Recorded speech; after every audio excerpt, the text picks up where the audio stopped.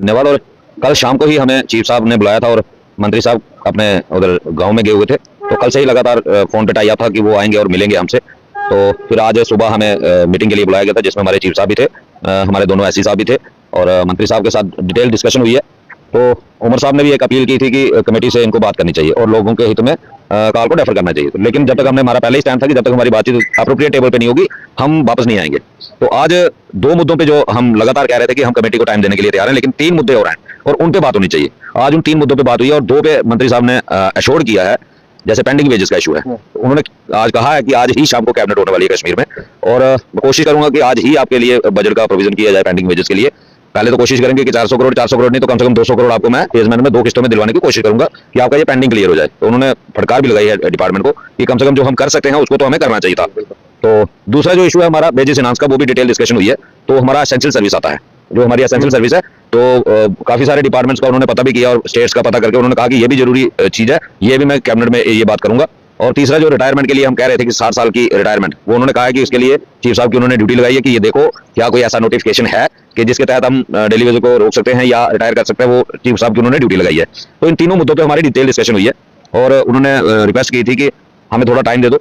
तो हमने भी आगे ईद का त्योहार आ रहा है, नवरात्रि आ रहे हैं, तो हमने भी 10 दिन का टाइम, हमने साफ स्पष्ट शब्दों में कह दिया कि आपके लिए 10 दिन का टाइम है। आप हमारी 10 दिनों में अगर एक डिमांड पूरी कर देते हो तो हम प्रोटेस्ट जो है वो नहीं करेंगे। अगर 7 तारीख से पहले हमारी एक डिमांड पूरी नहीं होती, हमें ठगा जाता है, तो 7 तारीख को दोबारा असेंबली लग रही है, हम दोबारा रोड पे होंगे। अब इनको फैसला करना है, हमने सरकार को टाइम दे दिया, अब इनको फैसला करना है ये अपने वादे पे कितना खरा उतरते हैं। अगर सरकार अपने वादे पे खरा उतरेगी तो हम वेलकम करेंगे, और नहीं तो प्रोटेस्ट प्रोग्राम हमारा कंटिन्यू जो रूटीन प्रोटेस्ट चलता है वो चलता रहेगा। तो अगर सरकार कहीं धोखा देने की कोशिश करती है तो 7 तारीख को दोबारा असेंबली लग रही है, 7 तारीख को इससे भी बड़ा प्रोटेस्ट जो वो जम्मू में होगा। मुख्तसरन आपसे जानना चाहूंगा, बिला के जो है वो टेबल टॉक हुई और टेबल टॉक के जरिए से ही मसले हल होते हैं, कितनी उम्मीदें हैं अभी सरकार से? देखिए, टेबल टॉक की आपने बात की, ये टेबल टॉक जो हमारा जो मंत्री साहब के साथ हुआ है, क्योंकि कोई भी बात जो है वो टेबल के ऊपर ही आके खत्म होती है, वहीं पे फैसले होते हैं।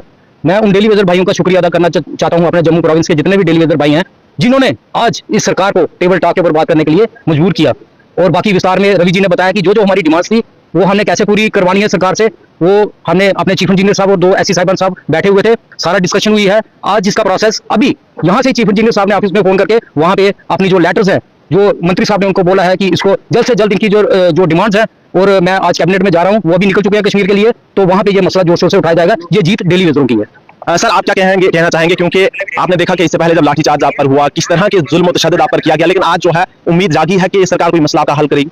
बिल्कुल, जुल्म तो लगातार 25-30 साल से होते आ रहे हैं। आज एक टेबल पे हम लोग पहुंचे हैं जहां एक उम्मीद और आस जागी है कि डेली वेजर की आवाज को कोई सरकार सुनने के लिए तैयार है, तो उसका सारा श्रेय जो है वो आम डेली वेजर को जाता है, जिन्होंने इतने बड़े प्रोटेस्ट और प्रोग्राम किए, हमारे फ्रंट के ऊपर भरोसा किया, तो यहाँ तक हमें पहुंचाने की प्रयास किया। उन सभी डेली वेजर का धन्यवाद और शुक्रिया। रही बात सरकार की, तो हमने सरकार को 10 दिन का टाइम दिया है।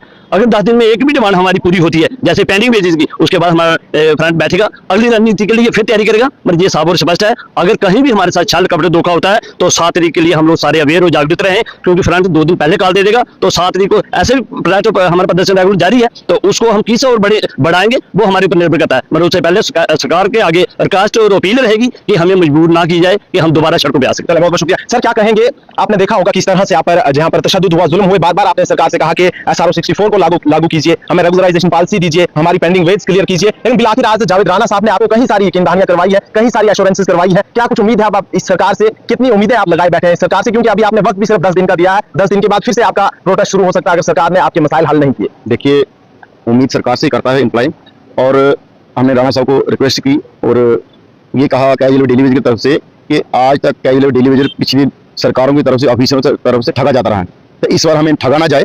तो हमारी गुजारिश है, आप हमारे रैबर बन के, वकील बन के इस समस्या को हल करवाएं।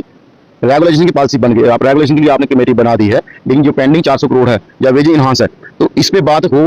और इसी पे हमने कहा कि उन्होंने कहा जी कैबिनेट कमेटी बनने के बाद ही आपने प्रोटेस्ट किया। मैंने कहा ऐसा है कि हमारी शायद आपके साथ सरकार कम्युनिकेशन गैप था, सरकार हमारी बात समझना नहीं चाहती थी या समझ नहीं रही थी या हम समझा नहीं पा रहे थे। हम ये कह रहे थे कि कैबिनेट जो कमेटी जो बनी है वो रेगुलेशन के लिए, जो बाकी मुद्दे थे उन पे कौन बात करेगा।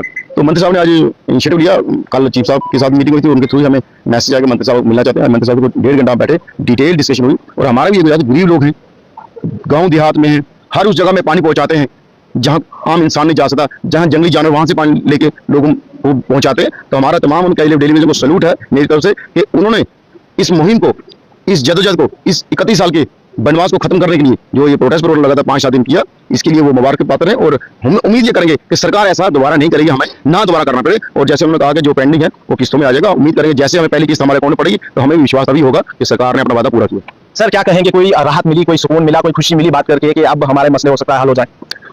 अभी तो उम्मीद पर ही है, हम पूरा इंश्योरेंस नहीं है हमके हमें मिल जाएगा। हम यही उम्मीद लगाते हैं मंत्री साहब से कि जैसे जो आपने हमारे साथ वायदे किए हैं उन वायदों पर आप खरा उतरे और हम भी अपने काम पर जाएं और क्या अपने बच्चों की आगे एडमिशन है उनकी एडमिशनें करवा सकें। अगर ये हमारी पहली डिमांड है 2-7 तारीख से पहले हमारी एक भी डिमांड पूरी करते हैं तो हम यकीन रखेंगे कि दूसरी भी करेंगे। उसके बाद अगर 7 तारीख तक हमारा मसला हल नहीं होगा, जो डेली वेजर फिर रोडों पर दिखाई देगा और हमारा जो कंटिन्यू प्रोटेस्ट चल रहा है चीफ ऑफिस में वो कंटिन्यू चलेगा। अगर जो हमारे 2 वादे पूरे करते हैं ये मंत्री साहब तो हम काम करेंगे। तो उसके बाद जो हमारी तीसरी डिमांड है रेगुलर पॉलिसी की, वो भी कमेटी के साथ जो कमेटी गठन की है इन्होंने उनके साथ